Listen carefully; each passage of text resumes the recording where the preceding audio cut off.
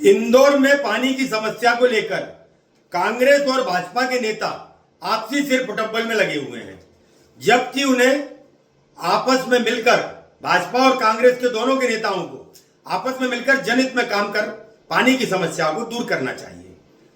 वो तो नहीं, एक आरोप लगा रहा है कि वो टेस्ट रिपोर्ट आई है, जो भी रिपोर्ट कराई गई ऐसी जगह कराई गई वैसी जगह कराई गई। आप वीडियो सुनिए।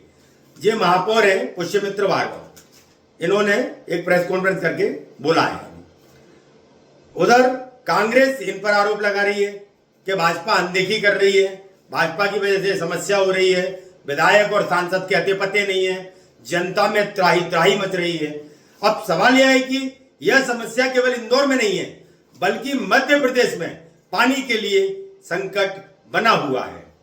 आज जब इस मामले को लेकर विभाग के प्रमुख सचिव मनीष सिंह से बात की कि आखिरकार हर घर में जल प्रमाणित घोषित क्यों नहीं हुआ, उज्जैन संभाग के 7 जिले होना थे, उसके लिए सत्यापन हो चुका है, टेस्टिंग पूरी हो चुकी है। उसमें उज्जैन, देवास, रतलाम, आगरमालवा, शाजापुर, मंदसौर और नीमच, इसके अलावा इंदौर और अशोकनगर भी शामिल हैं। तो उन्होंने कहा कि 28,000 योजनाएं चल रही हैं, हर योजना के बारे में मैं कुछ नहीं कह सकता। अब सवाल यह है कि जब शासन और प्रशासन स्तर पर बैठे नेता और अफसर यदि इस तरह की बातचीत करेंगे तो आखिर जनता की समस्या दूर करने के लिए जिम्मेदारी कौन लेगा? इस चीज पर सरकार को मंथन करना होगा। आम जनता परेशान है, आम जनता की समस्या को दूर करें, यही लोकतंत्र है।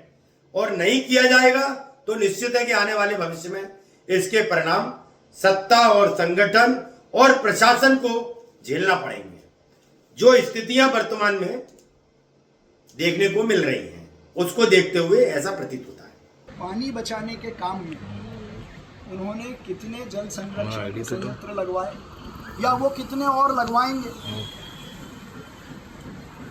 ये रिपोर्ट प्रथम दृष्टया केवल शहर की इमेज खराब करने के लिए, अपनी इमेज चमकाने के लिए, और वो इन्हीं की रिपोर्ट से सिद्ध होता है जिसकी आखिरी 3 लाइनों में लिखा हुआ है कि मुझे इन चीज़ों की और अगर कोई और जानकारी मिलेगी तो हम राष्ट्रीय स्तर का मुद्दा बनाने के लिए और बीजेपी की शाख को हिलाने के लिए, मध्य प्रदेश सरकार को बदनाम करने के लिए आपको और भी सुझाव दे सकते हैं। ये मैं नहीं कह रहा हूँ, ये जिन्होंने उनको रिपोर्ट दी है उसमें लिखा है।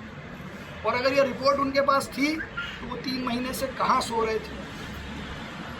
चौथा और बहुत महत्वपूर्ण, उन्होंने सैंपल लिए, कोई बुराई नहीं, उनको अधिकार है लोगों के बीच जाके अपनी बात दिखाने का। वो सैंपल नगर निगम की टीम के साथ लेते, उसकी ऑथेंटिसिटी बढ़ती। इसी सैंपल के जितने रिपोर्ट्स में फ़ोटो उन्होंने दिए, मैं अपनी तरफ से कोई फ़ोटो नहीं दे रहा हूँ, जितने फ़ोटो उन्होंने दिए हैं उन सब में वो प्लास्टिक की बोतल में सैंपल आप सबके सामने हैं। 5 या 6 फरवरी को लिए गए। कब लिए गए? 5 या 6 फरवरी को। और इनकी जांच कराई गई नोएडा की किसी लैब में, तो जाने में कम से कम 24 घंटे तो लगे होंगे। और उनकी टेस्टिंग उन्हीं के हिसाब से हुई है 7 फरवरी से 12 फरवरी के बीच में। पानी के सिंपल बैक्टीरियल टेस्ट की रिपोर्ट 2 दिन में आती है, और अगर पानी में बैक्टीरियल इन्फेक्शन था तो ये तुरंत हमको बताया जाना था। जीतू पटवारी और कांग्रेस के लोगों ने 3 महीने तक ये रिपोर्ट क्यों दबा के रखी?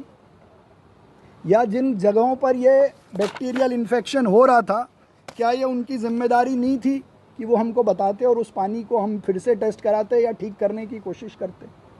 तो क्या वो चाहते थे कि लोग ऐसा पानी पीते रहें? तो ये पूरा कांग्रेस का षड्यंत्र इस शहर की इमेज को बर्बाद करने का है।